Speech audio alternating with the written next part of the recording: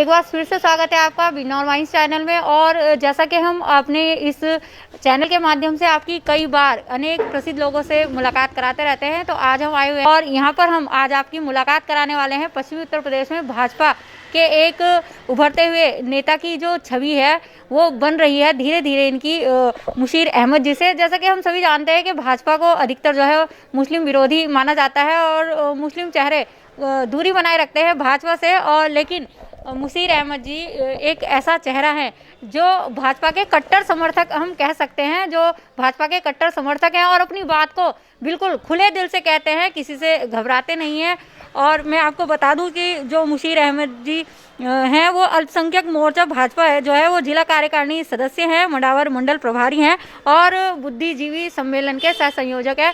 तो आइए आज हम उनसे बातचीत करते हैं और जानते हैं कि जबकि भाजपा को एक मुस्लिम विरोधी पार्टी करार दिया जाता है और कहा जाता है कि हिंदुत्व को बढ़ावा देते हैं, मुस्लिमों का दमन करते हैं, तो ऐसे में भी एक मुस्लिम होते हुए भाजपा से कैसे जुड़ गए, कैसे वो इस परिवार का हिस्सा बने और कैसे बने वो मोदी समर्थक। तो आइए लेकिन थोड़ा सा परिचय आप भी दीजिए।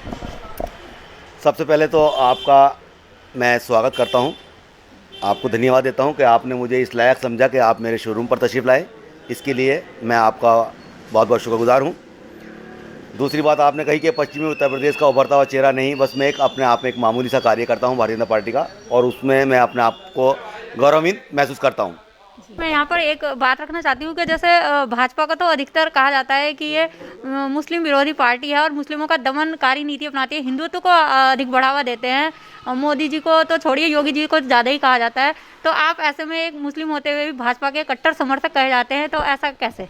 कि भारतीय जनता पार्टी का जो है, जो ये टेंडर पार्टियाँ हैं, समाजवादी पार्टी हो, कांग्रेस हो, बसपा हो, इन्होंने हमेशा से जो राष्ट्रवादी पार्टी भारतीय जनता पार्टी है उसका जो है हमारे समाज में दुष्प्रचार किया है और लोगों को डराने का काम किया है। हमेशा से डराते हैं, जबकि कहीं से लेकर कहीं तक ऐसा कुछ नहीं है। मैं समाजवादी पार्टी में भी रहा हूं और अब मैं भाजपा में आने के बाद बहुत ही करीब से मैंने भाजपा को देखा, भाजपा के लोगों की विचारधारा को देखा, तो मैंने ये पाया कि राष्ट्रीय स्वयंसेवक संघ हो, भारतीय जनता पार्टी हो, तो इन दोनों का मकसद सिर्फ एक ही है कि राष्ट्र सर्वोपरि है, देश सर्वोपरि है, और ये बिल्कुल सच्चाई है। और जो ये दुष्प्रचार करते हैं ये सिर्फ अपनी दुकानें चालू रखने के लिए, अपना बैंक वोट बनाए रखने के लिए मुस्लिम समाज को डरा धमका के रखते हैं और उसका डर दिखाते हैं भाजपा का, जबकि दूर दूर तक ऐसा कहीं कुछ नहीं है। आप भाजपा के कट्टर समर्थक हैं और लेकिन ज़्यादातर मुस्लिम समाज जो है वो भाजपा से खुश नहीं होता है, तो ऐसे में आप जब एक मुस्लिम होते हुए भाजपा का समर्थन करते हैं तो आपका समाज का आपके प्रति कैसा रवैया रहता है? देखिए, मैं जब 19 में लोकसभा चुनाव में आया, भाजपा से जुड़ा, तो फेसबुक के माध्यम से जब मैंने अपने आप को ऐलान किया कि मैं भाजपा को समर्थन करूंगा, सपोर्ट करूंगा, तो स्टार्टिंग में मेरे खिलाफ बहुत ज़्यादा आक्रोश था, बहुत गुस्सा था, यहाँ तक कि जान से मारने की धमकियाँ, गाली गलौज, घर परिवार को जो है के साथ बहुत बदतमीजियाँ सोशल मीडिया के माध्यम से मेरे साथ की गई और लोगों को लगा कि ये दलाल है और पैसे मिलते हैं इस तरह से भाजपा की सपोर्ट करने में मुसलमान को। तो लोग मुझे बहुत कम जानते थे जिले स्तर पे। अब जितने जैसे जैसे लोग मुझे जाने, मेरे परिवार के बारे में, हमारा 40 लोगों का संयुक्त लोगों का परिवार है और एक ही साथ बिजनेस करते हैं, बहुत बड़ा परिवार है और माशाल्लाह 4-5 शोरूम हैं बिजनौर में भी, कीरतपुर में भी। तो धीरे धीरे लोगों ने जैसे जैसे समझते गए मेरे बारे में, मेरे परिवार के बारे में, मेरे मंशा के बारे में कि मेरी मंशा क्या है, कि क्या वाकई मैं दलाली करने के लिए भाजपा में आया हूँ, कारोबार के लिए आया हूँ, तो लोगों ने जाना, बहुत करीब से मुझे समझा कि, और अब वो ये समझ गए हैं कि ऐसा कोई मामला दूर दूर तक नहीं है, ये एक राष्ट्रवादी विचारधारा है जो मेरे अंदर भाजपा से पहले कभी नहीं थी। तो भाजपा में जाकर मुझे मतलब मेरी विचारधारा राष्ट्रवादी बनी और मैं भाजपा में जाकर जो है एक कट्टर मोदी समर्थक और भाजपा समर्थक बना।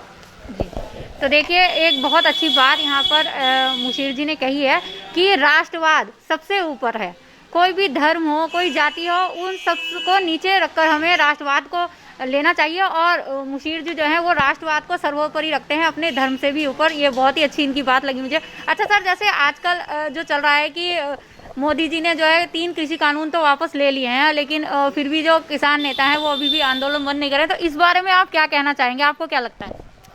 देखिए, 3 कृषि बिल वापस लेना सही समय पर उचित फैसला है मोदी जी का, और मोदी जी ने सही समय पर ये फैसले वापस ले करके विपक्ष को और विपक्षी विरोधी पार्टियों को ये मैसेज देने का काम किया है कि जो इल्ज़ाम विपक्षी पार्टियां मोदी जी पे, भाजपा पे लगाती है कि ये तानाशाही सरकार है, ये हिटलरशाही सरकार है और ये दमनकारी सरकार है, ऐसा कुछ नहीं है। मोदी जी ने अपने संबोधन में देश को संबोधित करते हुए बहुत ही शालीनता के साथ, विनम्रतापूर्वक, बड़ी सादगी और ईमानदारी के साथ उन्होंने कहा कि ये बिल हम क्षमा के साथ वापस लेते हैं।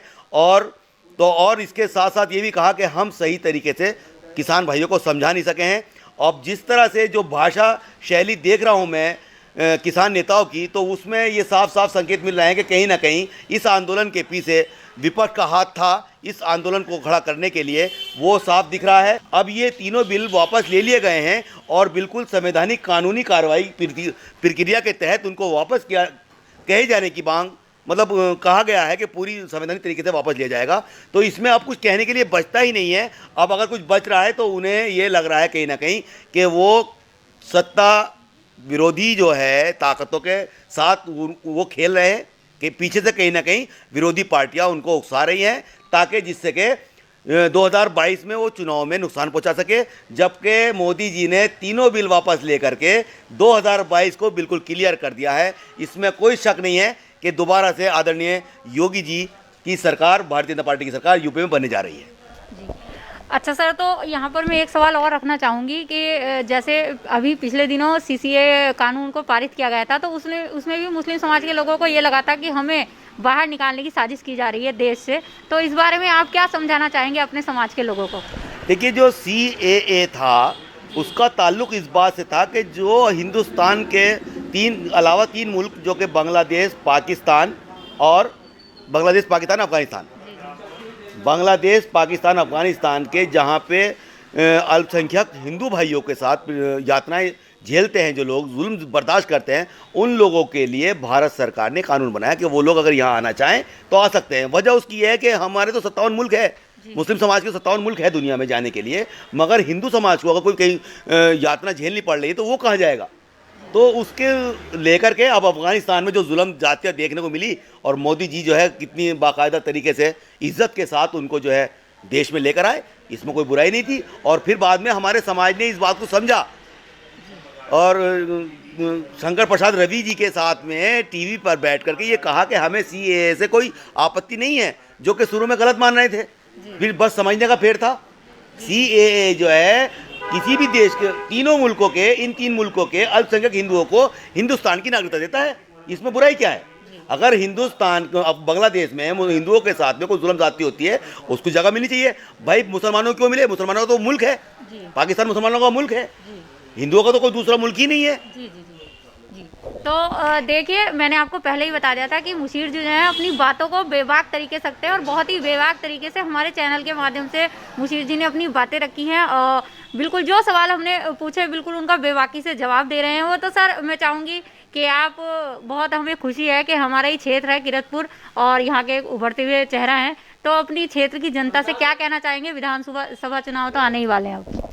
देखिए, मैं अपने देश की, अपने क्षेत्र ही नहीं, मैं अपने हिंदुस्तान देश की तमाम मुस्लिम आबादी, मुस्लिम समाज के लोगों से गुजारिश करूंगा कि जो चीज़ें आपको भाजपा के बारे में बताई जाती है, जिसका दुष्प्रचार किया जाता है, डराया जाता है, धमकाया जाता है आपको अपनी दुकानें चलाने के लिए, ऐसा भाजपा में कुछ नहीं है, दूर दूर तक कहीं कुछ नहीं है।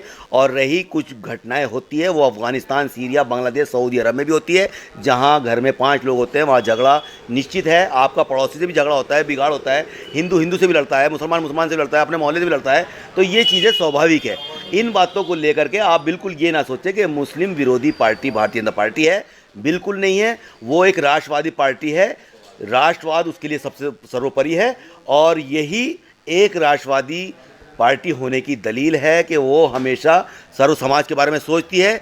जाति, मोदी जी की जाति क्या है, योगी जी की जाति क्या है, कोई जाति की बात नहीं करता है, सिर्फ और सिर्फ राष्ट्रवाद की बात करता है। और ये हमारे आदरणीय प्रधानमंत्री जी का एक नारा था कि सबका साथ, सबका विकास, सबका विश्वास, वो मिसाल उन्होंने अपनी योजनाओं में दिखाया। मुस्लिम समाज को इतनी बड़ी तादाद में मकान देने का काम किया है कि यहाँ तक के लोग सोच नहीं सकते थे।